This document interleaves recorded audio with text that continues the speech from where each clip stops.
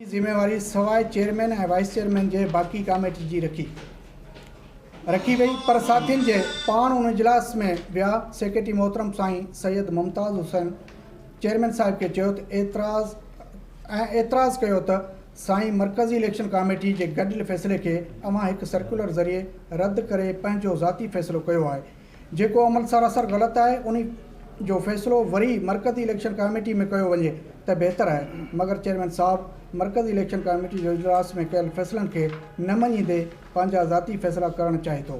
इजलास में अक्सरत राय सां थींदड़ फ़ैसिलनि जो एहतराम करणु हर हिक ते फ़र्ज़ु आहे।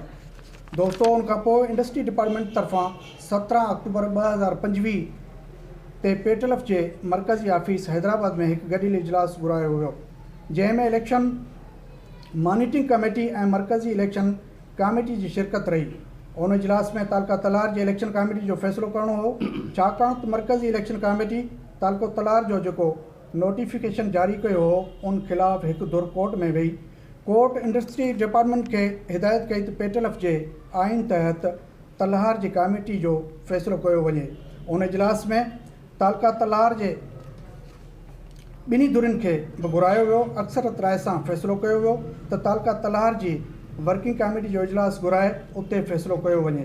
उन दौरान इलेक्शन कमेटी जे मेंबर साईं शाहिद हुसैन महमूदी चेयरमैन खां पुछो त अवां तालका ओबाड़ो ऐं तालका न्यूज़ सखर जी इलेक्शन कमेटियुनि जा नोटिफिकेशन जेके मरकज़ी इलेक्शन कमेटी जे इजलास में फ़ैसिलो